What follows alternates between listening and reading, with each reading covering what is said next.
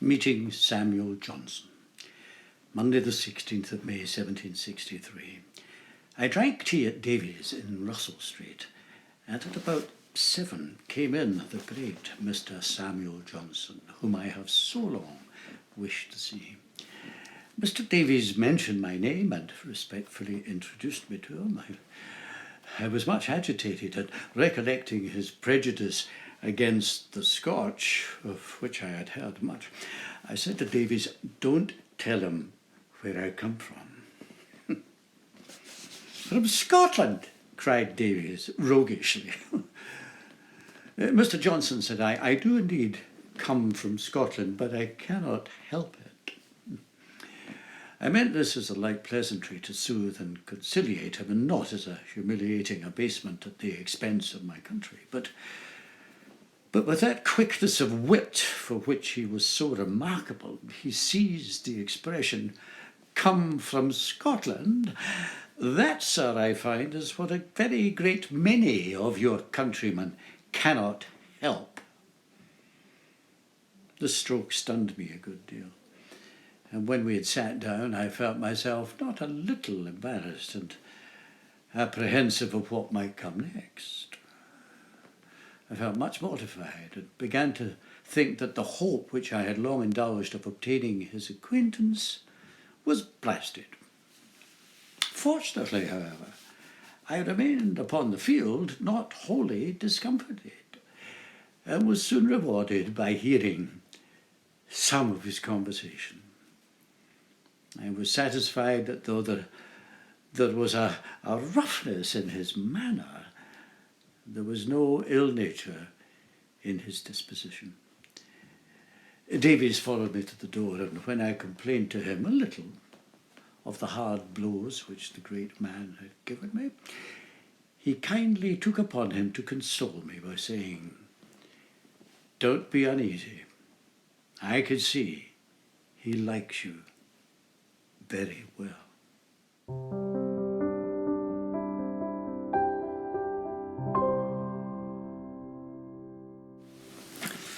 Tuesday, May the 24th, 1763.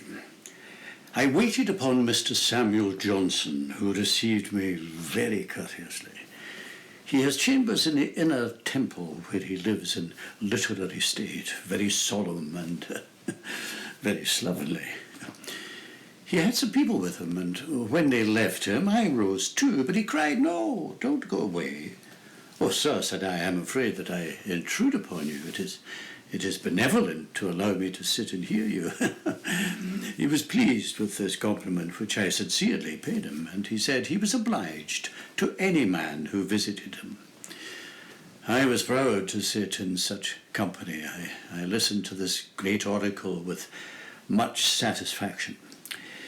He pressed me to stay a second time, which I did, and I begged that he would favour me with his company at my lodgings some evening. He promised he would. I then left him, and he shook me cordially by the hand. Upon my word, I am very fortunate. I shall cultivate this acquaintance. 3 weeks later, I never am with this great man without feeling myself bettered and rendered happier. And Samuel Johnson tells me I have taken a liking to you.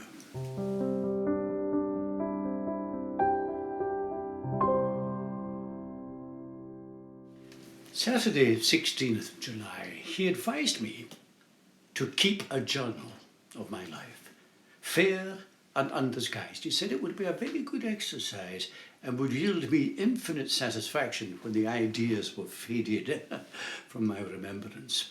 I told them that I had done so ever since I left Scotland. He said he was very happy that I pursued so good a plan. And now, oh, my journal, art thou not highly dignified?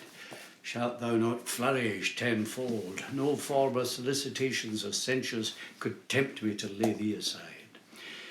And now, is there any argument which can outweigh the sanction of Mr. Samuel Johnson? He said indeed that I should keep it private, and that I might surely have a friend who would burn it in case of my death. Well, for my own part, I have at present such an affection for this, my journal, that it shocks me to think of burning it. I rather encourage the idea of having it carefully laid up among the archives of Auchinleck. However, I cannot judge fairly of it now. Some years hence, I may. I told Mr. Johnson that I put down all sorts of little incidents in it.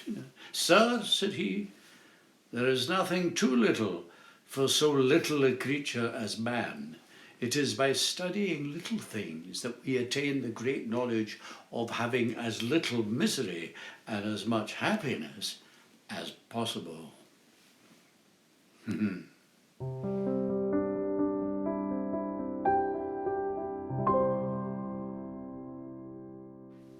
When I at last came within sight of Solocaro, where Pauli was, I could not help being under considerable anxiety. My ideas of him had been greatly heightened by the conversations I had held with all sorts of people in the island. I rode through the village and came up to the house where he was lodged. I was shown into Pauli's room. I found him alone and was struck with his appearance. He was tall, strong, and well made, of a fair complexion, a sensible, free and open countenance, and a manly and noble carriage. He asked me what were my commands for him, and I presented him a letter from Count Rivarola, and when he had read it, I showed him my letter from Rousseau. He was polite, but very reserved. I had stood in the presence of many a prince, but I never had such a trial as in the presence of Pauli.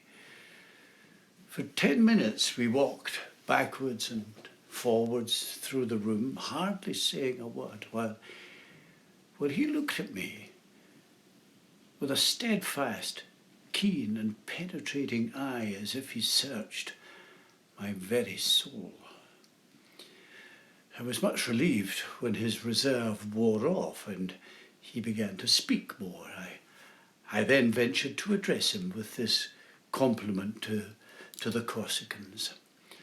Sir, I am upon my travels and have lately visited Rome.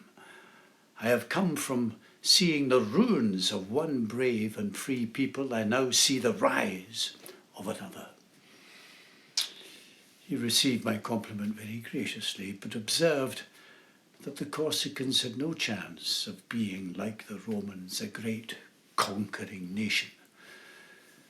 But, said he, Corsica may be a very happy country.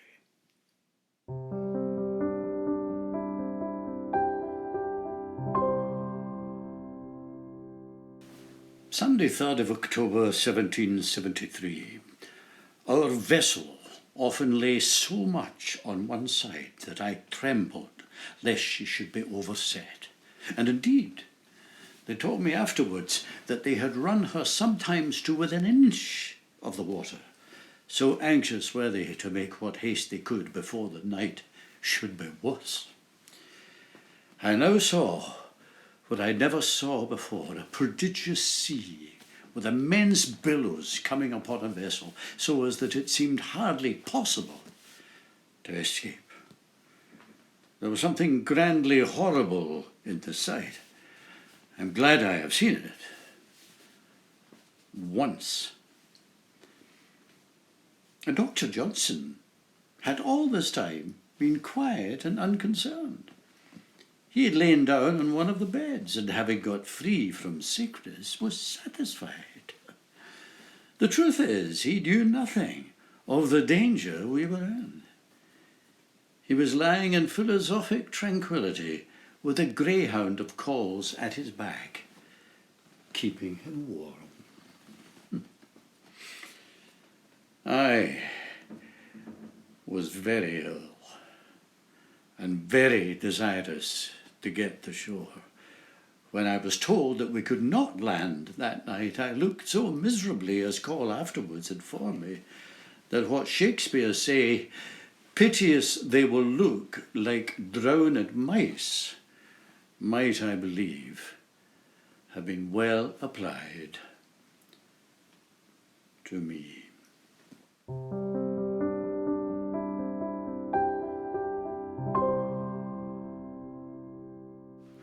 Saturday, 6th November 1773. Now, I cannot be certain whether it was on this day or a former that Dr. Johnson and my father came in collision. If I recollect right, the contest began while my father was showing him his collection of medals. Now, I was very much distressed by being present at such an altercation between two men, both of whom I reverenced, yet I durst not interfere. It would certainly be very unbecoming in me to exhibit my honoured father and my respected friend as intellectual gladiators for the entertainment of the public, and therefore I suppress what would, I dare say, make an interesting scene in this dramatic sketch. Yet I think I may, without impropriety, mention one circumstance as an instance of my father's address. Dr. Johnson challenged him, as he did us all at Talisker, to point out any theological works of merit written by Presbyterian ministers in Scotland. My father, whose studies did not lie much in that way, owned to me afterwards that he was somewhat at a loss how to answer, but that luckily he recollected having read in catalogues the title of Durham on the Galatians, upon which he boldly said, "Pray, sir, have you read Mr. Durham's excellent commentary on the Galatians?" "No, sir," said Dr. Johnson. And by this lucky thought, my father kept him at bay, and for some time enjoyed his triumph.